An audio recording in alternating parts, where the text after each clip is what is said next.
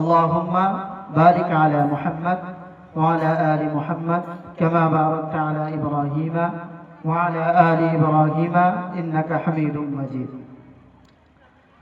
আলহামদুলিল্লাহ। সমস্ত প্রশংসা গুণগান ও গুণকীর্তন আরাধনা বঞ্চনা সেই মহান রব্বুল আলামিনের জন্য, যিনি আপনাকে আমাকে সকল কাজ ও ব্যস্ততা থেকে ফারেক করে দক্ষিণ দিনাজপুর জেলার কুমারগঞ্জ থানার ঐতিহাসিক গ্রাম তুলট কিশোর জলসা কয়টা মক্তবের জলসায়, এই জলসার আয়োজনে বক্তব্যের আপনাকে আমাকে সকলকে আসার বসার শোনার তৌফিক দান করলেন। মহান আল্লাহ পাকের শুকর আদায় করি, মুহাব্বতের সঙ্গে আওয়াজ করে বলি আলহামদুলিল্লাহ। আরেকবার জোরে সরে বলি আলহামদুলিল্লাহ। তারপরে জানাই প্যারা হাবিব সাল্লাল্লাহু আলাইহি সাল্লামের উপরে শত শত কোটি কোটি দরুদ ও সালাম বর্ষিত হোক ও গর্বিত হোক। সকলে বলি আল্লাহুম্মা আমিন। আরেকবার জোরে সরে বলি আল্লাহুম্মা আমিন।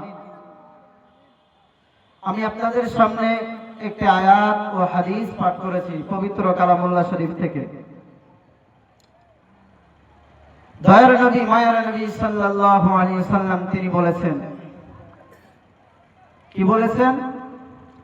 যে আল্লাহ পাক রব্বুল আলামিন দয়ার নবী মায়ার নবী সাল্লাল্লাহু আলাইহি ওয়াসাল্লামের মাধ্যমে আল্লাহ পাক জানিয়ে দিয়েছেন, লা ইন শাকারতুম লাযিদান্নাকুম ওয়া লা ইন কাফারতুম মিন আযাবি লাশাদীদ। হে আমার বান্দা বান্দী, আমি আল্লাহ তোমাদেরকে প্রচুর নিয়ামত দিয়েছি, তোমরা যদি আমার নিয়ামতের শুকর আদায় করো, আমি আল্লাহ তোমার নিয়ামতটাকে বাড়িয়ে দেব। বলুন সুবহানাল্লাহ। আর যদি না শুকর করো, কুফরি করো, আল্লাহ পাক বলেন আমি আল্লাহ ছিনিয়ে নিব। শুধু ছিনিয়ে নিব না, ইন্না আযাবি লাশাদীদ, আমি আল্লাহ তাকে শক্ত আযাব দিব।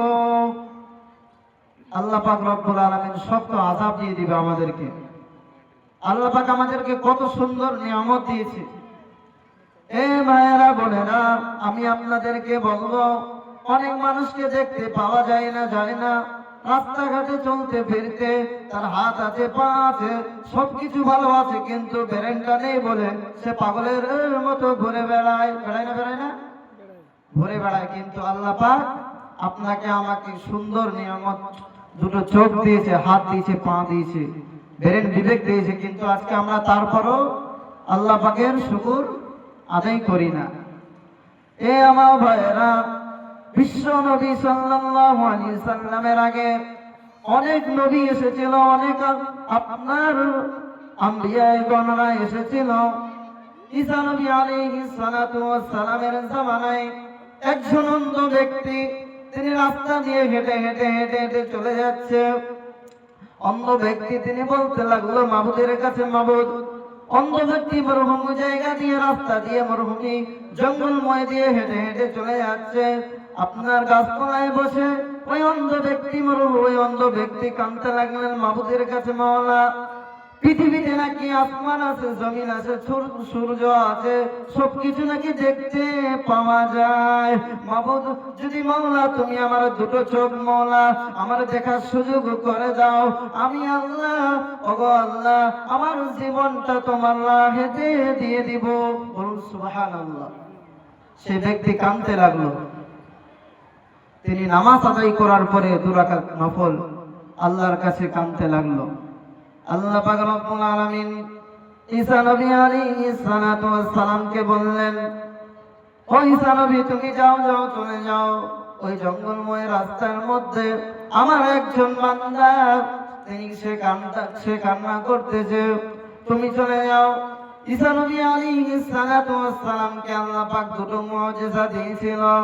এ আমার ভাইয়েরা, 1 নাম্বার মুজিজা হলো আপনার মৃত্যু ব্যক্তিকে সঙ্গে সঙ্গে আপনার কবর থেকে জীবিত করে দিত। বলুন সুবহানাল্লাহ।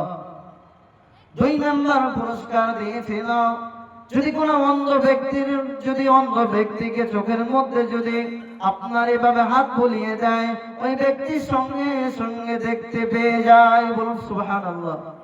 সে দেখতে পেয়ে যাবে। আল্লাহ পাক বলেন, ঈসা নবী যাও ওই বান্দার কাছে। ঈসা নবী আলাইহিস সালাতু ওয়াস সালাম চলে আসলেন। আসার পরে ঈসা নবী আলাইহিস সালাম এভাবে হাতের শাহাদাত আগুনটা দিয়ে এভাবে আপনার চোখের মধ্যে দিয়ে দিল। সেই ব্যক্তি দেখতে পেয়ে গেল, তার দৃষ্টি চোখের চলে আসলো। বলুন সুবহানাল্লাহ। তাহলে আল্লাহ পাক রব্বুল আলামিন আপনাকে আমাকে কত সুন্দর নিয়ামত দিয়েছে, কিন্তু আজকে আমরা আল্লাহ পাকের রব্বুল আলামিনের নিয়ামতের শুকর আদায় করি না। আমরা প্রত্যেকে আল্লাহ পাকে মহব্বত করে বলি আলহামদুলিল্লাহ। আর একবার জোরে সরে বলি আলহামদুলিল্লাহ। এ আমার ভাইরা, আমি আপনাদেরকে বলবো, পেয়ারা নবী সাল্লাল্লাহু আলাইহি সাল্লামকে যদি সৃষ্টি না করা হতো, আল্লাহ পাক রব্বুল আলামিন জমিন আসমান কোন কায়নাত কিছু সৃষ্টি করত না। সেই নবী মুহাম্মদুর রাসূলুল্লাহ সাল্লাল্লাহু আলাইহি সাল্লাম তিনি মসজিদে নববীতে বয়ান দিতে লাগলেন। পৃথিবীর শ্রেষ্ঠ সেরা মসজিদ কোন মসজিদ? জোরে বলুন। মসজিদে নববীতে তিনি বয়ান দিতে লাগলেন। আল্লাহর নবীর সমস্ত সাহাবারা মহব্বত দিয়ে ভক্তি দিয়ে শুনতো। বিশ্বনবী বললেন, ওগো আমার সাহাবারা, তোমরা কি এই মেহফিলের নাম কি জানো? নবীজির সমস্ত সাহাবারা জানতেন, কিন্তু নবীজির পবিত্র জবান দিয়ে শোনার জন্য তারা বলেছিল, হাদিসের ইবারত হলো আল্লাহু ওয়া রাসূলুহু আ'লাম। এর অর্থ আলেম ওলামারা আমরা বুঝতে পেরে গেছি, কিন্তু জেনারেল তারা বুঝেননি। আমি আপনাদেরকে বলি যে আল্লাহ এবং আল্লাহর রাসূল ভালো জানে।